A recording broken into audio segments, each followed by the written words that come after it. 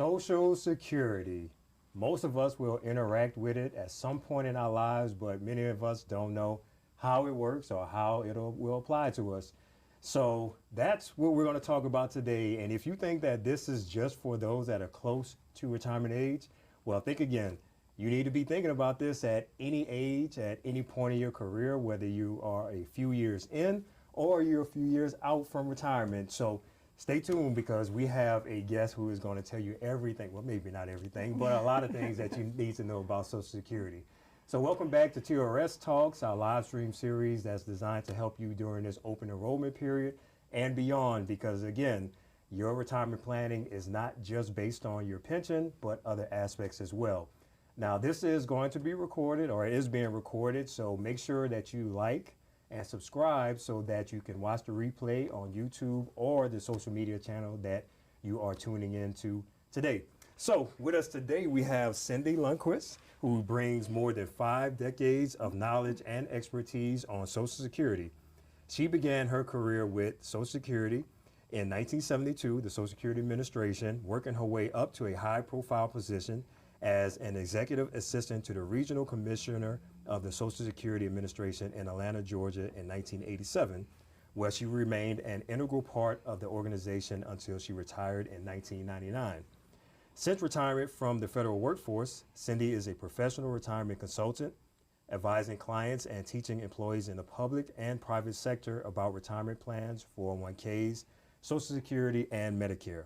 Cindy is a frequent speaker for public and private audiences, including financial and law firms, insurance companies, Fortune 500 corporations, and government agencies like ours.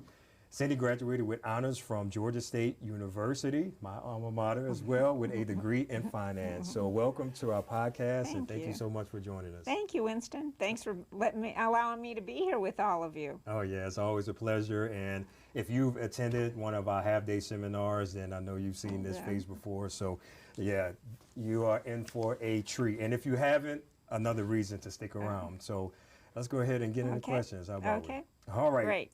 So some people have no idea. What is Social Security?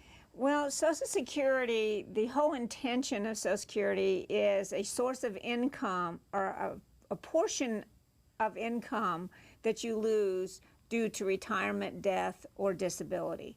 So in 1935, legislation was passed during the Great Depression because people were retiring and didn't have any income. So Social Security is a program not only for retirement, but for survivor and disability benefits when you lose a source of your wages due to any of those 3 actions. Gotcha. Okay. So for somebody that may be expecting Social Security, some type of Social Security benefit, what are the eligibility requirements? For retirement benefits, you have to be at least 62 years old. You have to work and pay into Social Security in order to receive a check. So to meet the criteria to work and pay into Social Security, you have to have what is called 40 quarters or 40 credits, which means that you are contributing to the Social Security program for about 10 years. So it's a compulsory tax for private sector employees. And the government, the employee pays into Social Security, the employer matches it, and if you're self-employed, you do it as well. It's a compulsory tax for private sector, but there are some state and local entities, like some counties with Georgia Teachers Retirement System.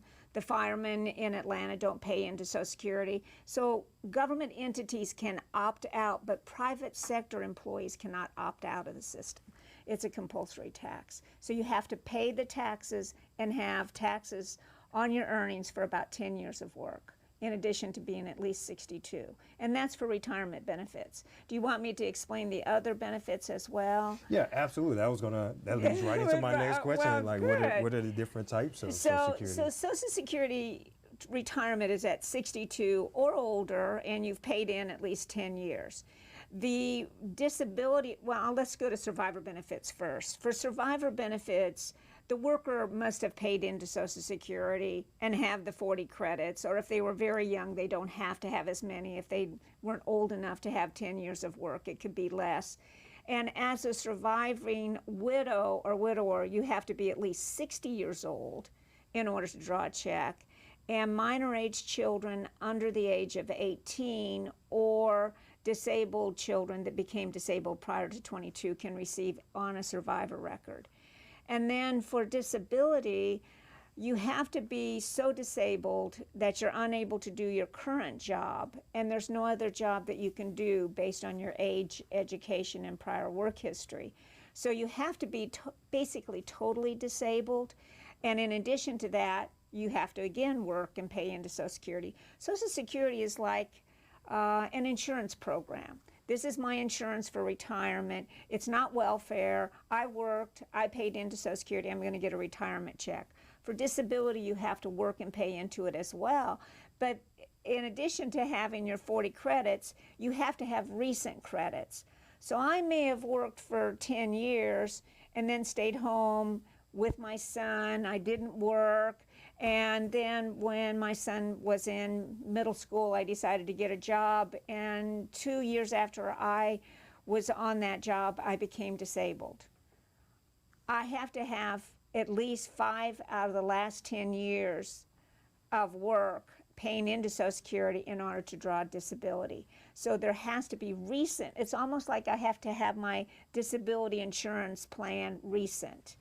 Up to date, I had to pay my premiums. Gotcha. So those are how you become eligible for the various parts. And that's just a very brief overview, very brief. Gotcha. Okay. So that's good. So to recap, and please correct me if I'm wrong, you have to pay into Social Security and Correct. to receive a benefit, and there has to be some recency around the time that you've paid into Social Security For to disability. collect for some of those benefits. I got you. For disability. For disability. For retirement, I could have worked 10 years ago. Worked for 10 years, and then for 20 years didn't work and pay into Social Security. But I would still get that retirement check because I had my 40 credits. Okay. So that's good to know. Yeah.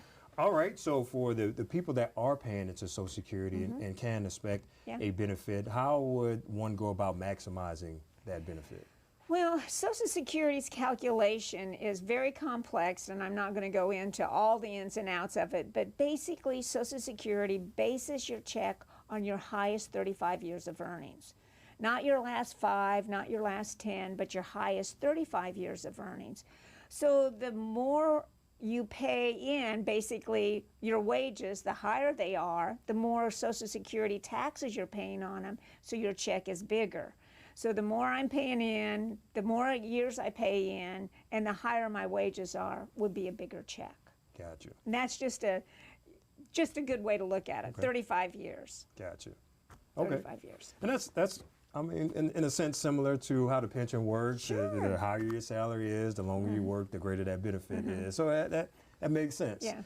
Now, most of our audience here are going to be educators or in the education system. So is there a best time? This is a question that we get in the pension system. Winston, what is the best time to retire? When should I pull the trigger? Is there a best time for Social Security? Well, for Social Security, especially, and I'm going to strictly speak on retirement benefits.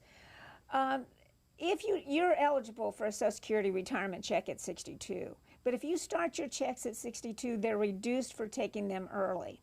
You have a full retirement age, and I believe with our audience, it's probably 67 for most everybody that's listening to us. If you're born in 1960 or later, it's 67. I'm much older than probably everybody. Mine was 66, but it is 67 now. So if you take your checks at 62, you're 5 years ahead of your full retirement age of 67. Your check is reduced 30%. If I wait till 67, then I have an unreduced check, so it's a bigger check for the rest of my life. If you take it reduced, it stays reduced forever.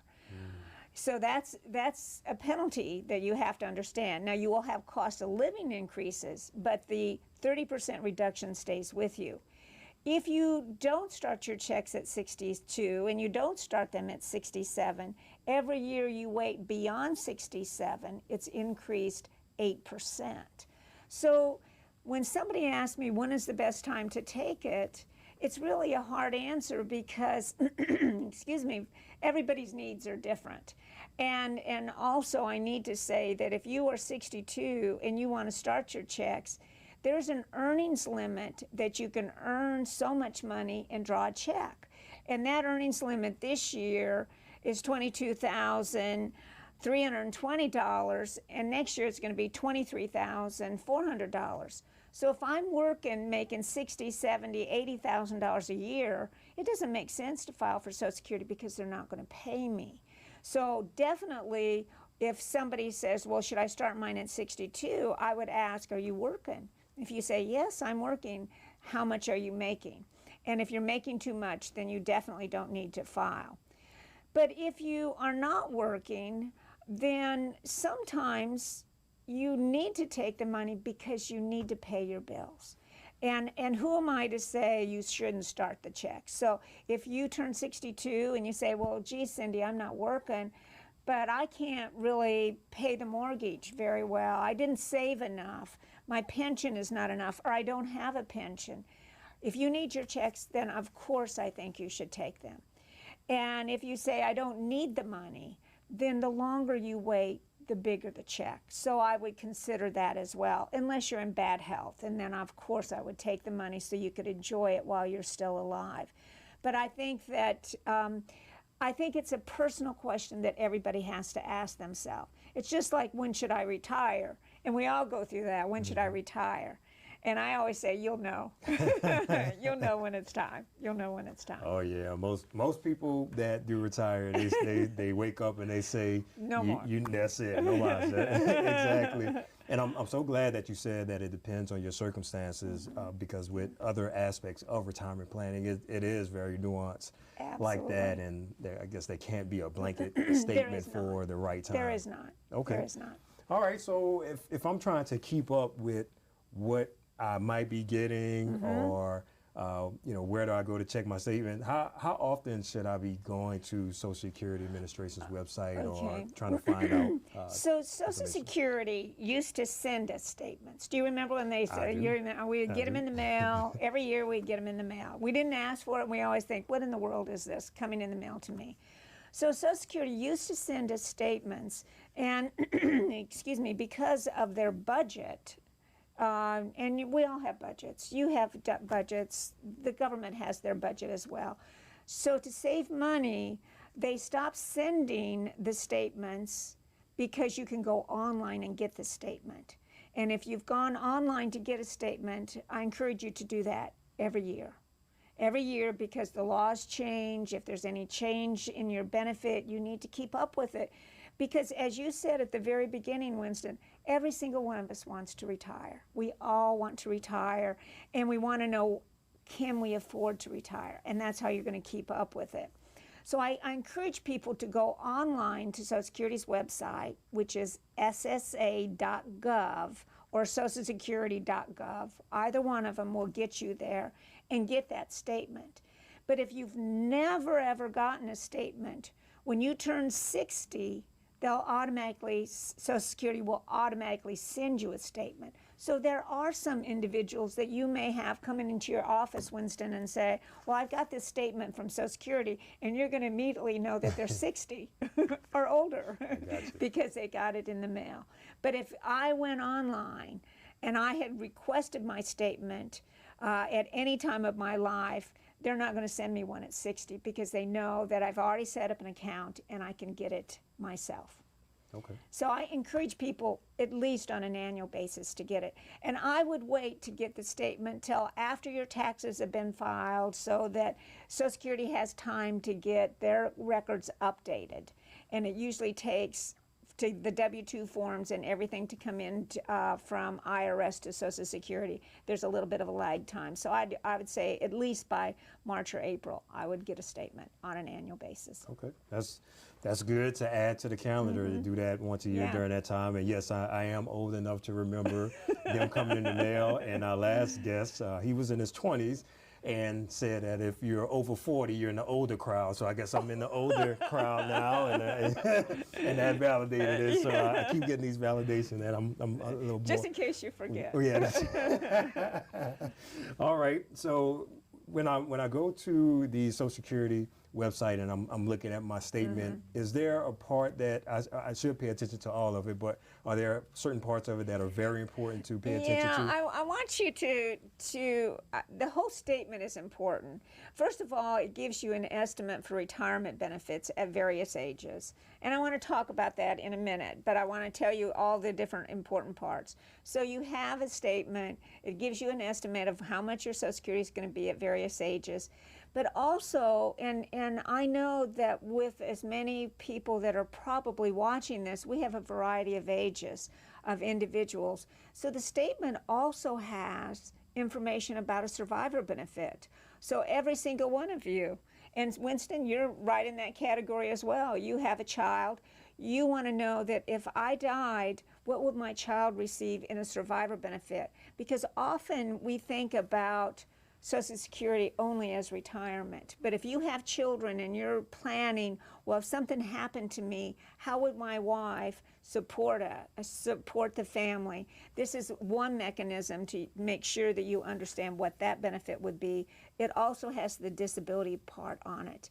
But I would say the second page of the statement is equally important because it lists your earnings, how much your earnings have been, and the Social Security earnings, the earnings that you paid Social Security taxes on. So I know with Georgia teachers, I have teachers because I think everybody knows, well, you mentioned it, that I do classes with you when out in the field in various places. And some counties in the state of Georgia have opted out of Social Security, so they do not pay into Social Security. So if you get your statement and you look on it and it shows your earnings for the last, they lump them together now in certain years, and then the last about 15 years they show a breakout of what your earnings were. You need to look at that very closely. But if it shows zeros in that column, and you are in a county that does not pay into Social Security, it is correct. So you can look at that and know. But if I did work for XYZ company, or I did work in a county that does pay into Social Security, I want to make sure those earnings are correct. Because remember, I said your highest 35 years of earnings are used. And if I have a zero, I'm going to get less money. So I want to make sure that those earnings are correct. So I think this statement is very, very important. But I have to step back for 1 second, if you don't mind. I just said it gives you a picture of how much your Social Security would be at various ages. And normally that statement is correct. But there are, for some of you that are listening to us right now, that I have to tell you that the statement is incorrect. Because if you are working in a school system that does not pay into Social Security, unfortunately there was legislation passed probably well before you even started working that is called the Windfall Elimination Provision that says the following. If you're working and not contributing into Social Security and you're going to receive a pension from that public entity, then a different formula will be used to calculate your benefit. And consequently, you get your statement and it says your Social Security is going to be $600 a month, and you're working in a county that does not pay into Social Security. What I encourage you to do is to take half of that amount, because that's probably about what you're going to receive instead of that full benefit. So that law applies to, as I said, to anyone that is listening to us that is working in a county that does not pay into Social Security, but it also applies to, like I said, Atlanta firemen do not pay into Social Security. The Atlanta police officers don't pay into Social Security. At one time, when I was working for the federal government, I didn't pay into Social Security because of the federal plan that I was under did not pay in. So it's not just teachers, it's any public entity that does not. So there are times that that statement is not correct. Take half of the amount, and that'll give you a better idea. That's excellent. Actually, I have a few more questions about that. Okay. Okay. So, all right, if I have, at my age, I'm in my 40s now, and I'm looking through my statement, and I might be confused about that, or I'm not sure if that windfall elimination provision will apply to me. Can I just call Social Security right now and talk to somebody? Is that possible? Well, you can call Social Security and talk to somebody, but normally, and I have to say that normally the people at the 800 number, they don't. If you say the windfall elimination provision, they may understand it a little bit, but they really can't tell you the calculation. Now, if you go on their website, they do have a calculator, and you can actually calculate it yourself. It takes a little bit to do it. You have to load all of your earnings on it, but you can get it. Or if you go into the Social Security office, if you make an appointment and go into the Social Security office, they can do it for you as well. But I would encourage anyone, try to do it yourself on the software that's on Social Security's website, or make an appointment. Make sure you make an appointment before you go into the Social Security office so you don't have to sit and wait. Gotcha. Okay. All right, so circling back to the windfall elimination provision, as you mentioned, there are some counties that don't pay into Social Security here in Georgia, but sometimes these members, even though they're new educators, they may have worked in the private sector maybe for 20 years and then have come in to this position and may leave and do something else. Right. So in that case, would the windfall elimination provision apply to them? It will possibly, not always, but and this is when it doesn't apply to you. If you have 30 years that you paid into Social Security at a substantial level, this does not apply to you.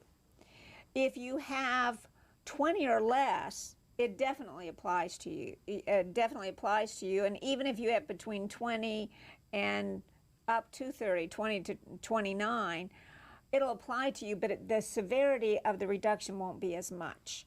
So I'm a good example of that.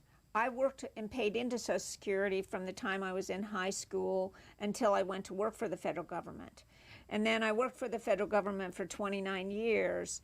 I retired and then began paying into Social Security. So I had enough credits when I turned 62 and when I turned 66 in my case, to draw Social Security, but the windfall still applied to me. But I worked for 24 years where I paid into Social Security, so my reduction is not as big. But it does apply to, the majority of the people, if they have their 40 credits, they may have just a little check. But when you're retired, and I'm kind of retired as I'm sitting here talking to you, I'm kind of retired, but any check that you get is a good check to receive. So it may not be a huge check, but it'll be something to help pay the bills a little bit. Gotcha. Okay. All right. Well, there's something that our members will ask us about, something else from Social Security, which is the governmental pension offset. Okay. So is that similar to the windfall elimination provision? Is it different? I want everybody that's listening to us realize that when I talk about the windfall, it's all about you working, and it's all about your Social Security record on your number. It's all about your work history and paying into Social Security. The government pension offset provision applies to anyone that has potential eligibility to receive on a spouse's record while they're alive, while the spouse is alive, or at the spouse's death.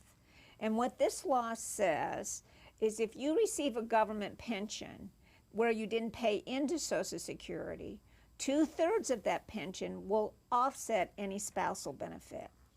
So if do you mind if I just use you as an example to say you pay into Social Security, Winston? So you turn 62 and you're retired, and your wife is 62 and she's been a stay-at-home mom. She's never ever worked. So in a life case like that, Winston, your wife, if she's never ever worked, she could draw half of your Social Security. So you draw your check, she would get half of that. But let's say your wife did work and she didn't pay into Social Security. She doesn't have any work credits, just like when I used her as an example where she never ever worked because she was a stay-at-home mom. but she didn't pay into Social Security because she was working for her teacher's retirement system in DeKalb County, which is, for those of you that are not around here in metropolitan Atlanta, it's one of our counties here in metropolitan Atlanta that opted out of Social Security. So your wife never paid into Social Security. And she says, you start your Social Security and you say, you know, it's okay. Cindy said that if you didn't pay into Social Security, you can get half of my check. So your wife goes into Social Security and your check's, let's say, $2,000, and she says, well, I want my $1,000. They're going to ask her, do you receive a government pension where you didn't pay into Social Security? And unfortunately, it doesn't word it quite as well as I'm saying it, but that's what it's basically asking you. Are you receiving a public pension? And when she says yes, they will say, well, how much is that pension? And if she said, well, my pension's $3,000, 2/3 of that would offset the spousal benefits. So that $2,000 eliminates her spousal benefit. So the windfall is only about me working. The spousal benefit is only, the government pension offset is only about receiving a spousal benefit. And if your wife went into Social Security and said, okay, unfortunately my husband Winston died. Sorry, be careful driving home. My husband Winston just died. I'm 60 years old. I understand that I'm eligible for his Social Security check as a widow. 2/3 of that $3,000 just eliminated her $2,000 widow check. So unfortunately, the government pension offset does apply. Now, there's 2 times that it does not apply, and I have to mention them. If your wife, I'm keeping you alive now. You're alive now, Winston, and your wife works at DeKalb County, and you retire and you're drawing your Social Security check, and you tell your wife, or your wife tells you that she loves her job, and even though you're retired, she's not going to retire yet. And she keeps working, and she's still working at 67, and she loves her job because she loves being a teacher. If she's not drawing her pension, and remember I said the earnings test applies until you reach full retirement age. Maybe I didn't say that, but it does not apply when you reach full retirement age. If she's not drawing her TRS check yet because she's still working, then she could receive half of your record. But the moment she stops working, it goes away. So that's one time. But the other time is if your wife was working under the TRS system in DeKalb County, and she decided to change schools, and she went to work in a county, and I know that in DeKalb County, the city of Decatur school system pays into Social Security. And she decides that she's going to work for Decatur City School System, and she's going to pay into Social Security. If she, for the last 5 years, the last 60 months that she's under the TRS system and she's paying into Social Security, the government pension offset does not apply to her. So that is an opportunity. Now, I'm asked, should I change school systems?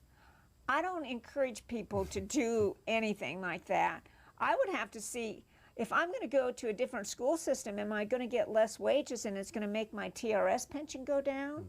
I don't know. I mean, I can't say. But I have to say when the government pension offset does not apply.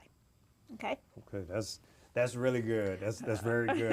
It's a game changer for some people. It is. So you heard it, folks. Cindy said, "Don't retire if you are getting." No, I'm kidding. I'm joking. But no, that's really good because I'd never heard that before, and I do think that people probably are about to make some decisions around that. I just didn't know. They should look at the whole picture.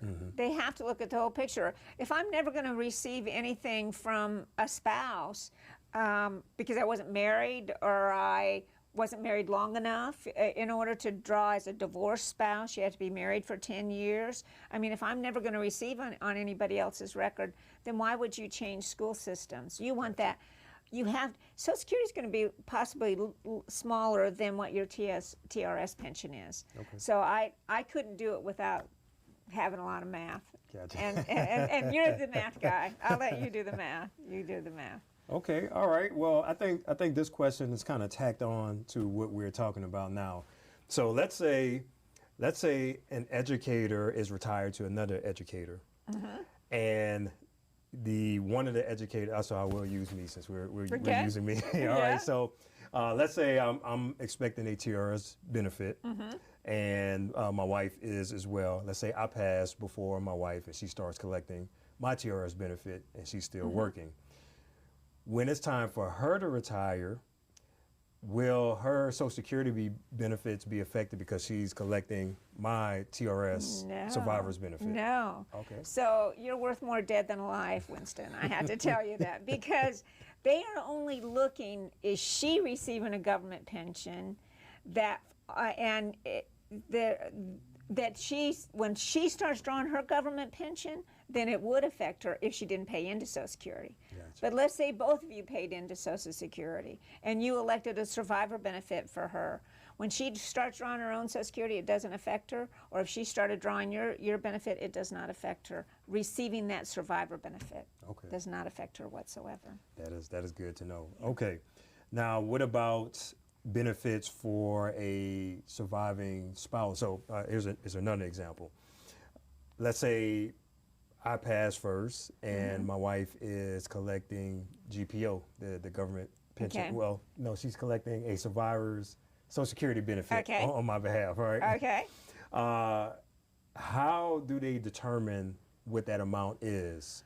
Okay. Is it based on my Social Security benefit or my wages? Absolutely. So if she's drawing a survivor benefit, it's going to be based on how much your Social Security would have been had you retired. Or if you were retired, how much was your check?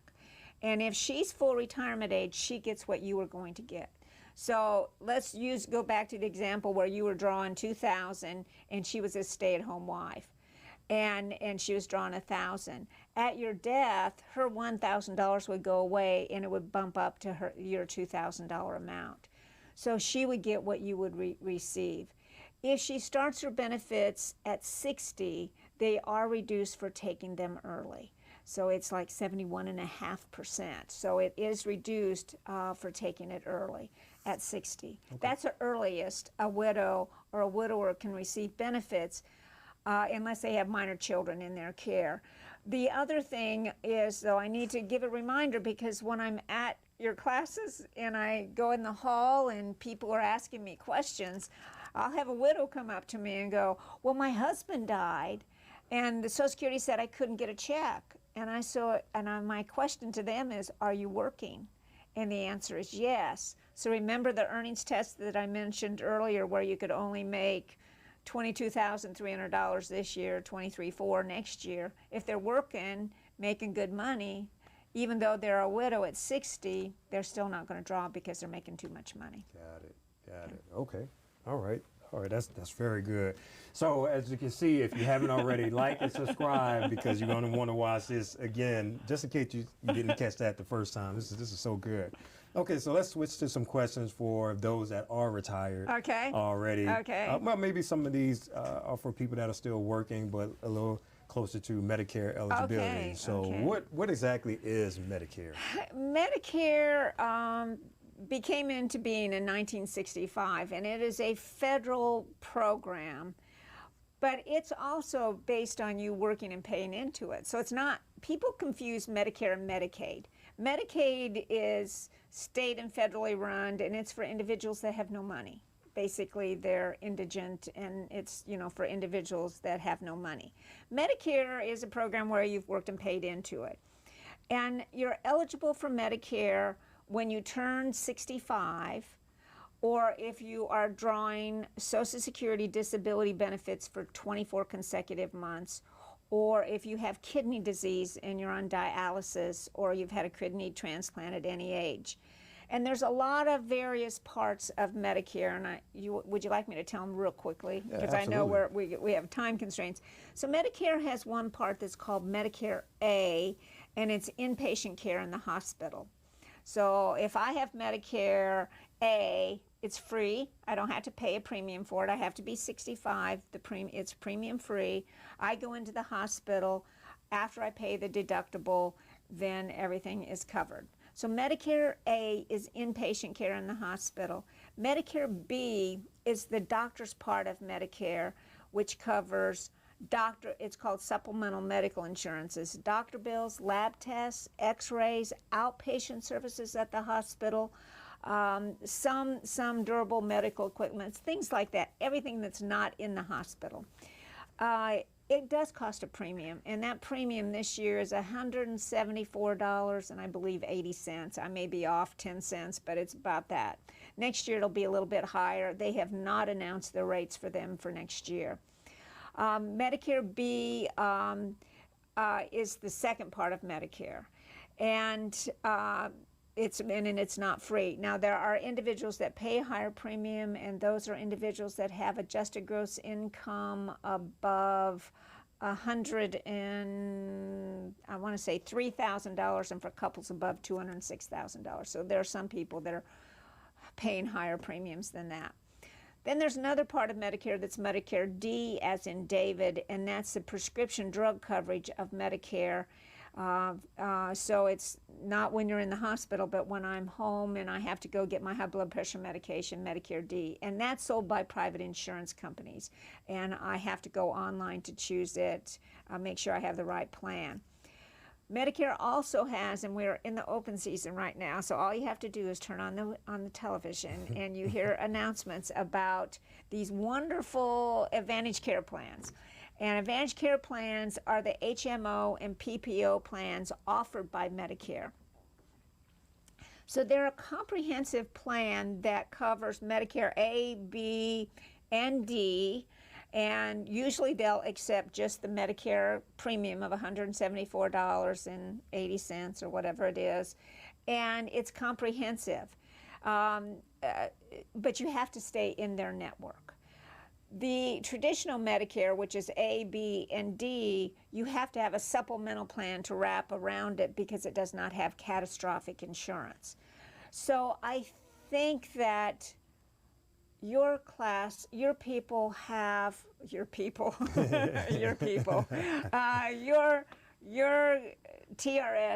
retirees, I think you have like an Advantage Care plan for your retirees. And I understand it's good and it's comprehensive, and that's what they'll have. So I think that they file for that, and then they enroll in Medicare A and B. But for somebody that's maybe listening to this that's not a TRS employee, I've just described what Medicare is all about. Yeah, that's really good, because there will be some people who are working for TRS now and may not retire from TRS. And then there are also two different types of healthcare plans based on where they work. So we have the state health benefit plan, and then we have the Board of Regents health insurance plan. Good. So there's two different things going on. Some differences there. Yeah. But yes, thank you for that. Okay. All right. So staying in the vein for retired educators, you already answered this question, but people want to know, can they collect their Social Security benefits while they're working? And the answer is, it depends. and I hate to always keep using that word, it depends, but it does depend. If you're full retirement age, you can have unlimited earnings. So if I'm 67 years old, I'm still working, and I'm 72, I can make as much money as I want, and it does not matter. I can still draw my Social Security check. So once you reach full retirement age, unlimited earnings. Under full retirement age, as I said, the limit is $22,320. Next year, $23,400. Every $2 you make above that, $1 of your Social Security is held back. So if I have good wages, no. If I'm 63, I'm not going to get a check. But if I'm just working a little part-time job, then it's possible that I could receive some of the checks. It just depends on how much I'm making. Under disability, you really can't work much under disability and continue to draw the check. There's a limit of $1,550 a month, and if you earn above that, they're not going to pay you. Gotcha. Okay. So. All right. Now, if my spouse is collecting a Social Security benefit, does me collecting my benefit early, does that affect their benefit or vice versa? That's a great question. So if you take your checks early and she's going to draw on your record, it doesn't affect her wife's benefit, but if you take yours early, her widow's benefit can't be more than what you're receiving. Does that make sense? That does. So if you took yours and your check is reduced, let's say $500 a month because you took it so early, that reduction will affect her because she can't receive more as a survivor more than you're receiving. So sometimes I have individuals that say, you know, Cindy, I don't need the money, but I have bad health. Should I start my Social Security? And normally I would say, sure, go ahead and enjoy it. But then I ask the question, are you married? And would your wife or your husband be eligible for your bigger check at your death? Then they may want to hold off so that spouse, that surviving spouse, can get a bigger check. But all of you people that are listening to us, remember that government pension offset. So I want you to keep that in mind. Absolutely. Yeah. Okay. Well, people will ask us questions, and I'm sure you get them as well. Okay, are there any secrets? Are there any tricks to making sure that I'm getting everything that I'm supposed to get? Is there a way to just make sure that you're maximizing your benefit? You know, it's really hard because Social Security, believe it or not, I know people don't believe this, but they really want to pay you the most they can. But the most important thing to do is to be as educated as you can. That's the most important thing. And to call Social Security, but what I have found, I've had individuals when I'm with you teaching classes, and they'll come up to me afterwards and say, well, when I talked to Social Security, they didn't tell me that. And I think it's more not that they were holding information back, you didn't know the right question to ask. And that's so often the problem that we have is, as you just have seen, all the questions you've just asked me, this is not an easy program. It's not, you know, there's so many nuances to it that I've just described that if you don't ask the right question, you may not get to where you need to be. Their website is really good. I mean, if you do some real research on it and keep going at it, I would encourage you to do that and go in and sitting down with somebody. The people at the 800 number are not as schooled as going in person. I mean, they do know a lot and they can help you with a lot, but they're not as in-depth as when you're sitting across from somebody talking as well. But make sure you get an appointment because otherwise you may be waiting a bit. I hear that. I hear that. Okay.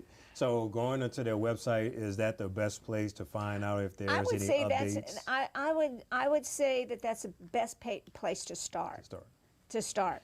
And then get yourself educated enough on it. I think this venue is a good venue to at least get your questions together. Does the windfall apply to me? Does the government pension offset apply to me? Mm-hmm. This is my husband's record and this is my record. What am I looking at? I think that this is helpful. So as much as we can educate people and the service that you're giving to the employees to do this and to do the classes that you do, I think I would tell all of you that are watching this, when you have an opportunity to go to a class or you have colleagues that have an opportunity to go to the class, that's the best way to get your information because people are trying to educate you as much as possible. Yeah. So, and you're doing a great job at it, I must add. I'm trying. Okay. Now, our retirees and future pensioners want to know, they like security. They want to make sure, like, Winston, is there anything that I need to know? Anything that I need to be prepared for that's on the horizon? So any changes that you can think of that might be coming? You know, Winston, I keep up to date on pending legislation because I do this for a living and I always want to know what's going on. And I just talked about the GPO and the windfall elimination, the government pension offset and the windfall elimination provision. And there are two bills pending right now that would eliminate them, or one of them would at least reduce the windfall so it wouldn't be quite as painful as it is. And unfortunately, they have not passed. And you all know that we're in November now, and we're at the end of a congressional year, and everything will die on the House floor on December 31st. So I don't anticipate anything happening this year. So there are always bills pending to shore up the trust funds to make sure that Social Security is going to be there for our children and our grandchildren. It's definitely going to be there for us, and it is going to be for our children and grandchildren, but it's not going to be as much. So there's always legislation that they're talking about to make changes. There's nothing that has changed this year, and I am up to speed on everything that has happened this year. There's nothing that has gone into law this year that impacts anything that I just said. Anything that's on your statements, it's all the same. But I would say to go on the website. I'll tell you, one of the easiest ways is to get that Social Security statement. Because if there's legislation change that says, okay, you now have to be not 62 to draw a Social Security retirement check, you have to be 64, it would reflect it on that statement. So I think that getting the statements is just an easy way to keep up on little things of changes that would impact you. Okay, that's good. Yeah. All right. Well, are there any last pieces of advice that you could think of that you want to leave with our audience? I would say you need to have your statements. You need to take the classes that are offered to keep up on your own benefits, because we need to be responsible for our own retirement. And the only way we can do it is to educate ourselves. I guess is about the best thing I can say. That's it. That does it. Thank you so much for joining us today. This was a pleasure. It was fun. All right. Yes, it was. Yes, it was. And thank you all for joining us today. So that wraps up our session for today, and that actually wraps up our TRS Talk session. So if you haven't already, again, make sure that you have liked and subscribed, and that you are a subscriber to our YouTube channel, because the video will be here, and you can check out the TRS Talks that we had with the Stay Health Benefit Plan featuring Louis Amos and also Luke Atwood, who made investing and financial literacy easy. So again, make sure that you like and subscribe, and we hope that you are having a great school year and that you will enjoy the rest of your day. Thank you. Thanks, Winston. That was good. Yes. Was it okay? Yes, it was excellent. Okay.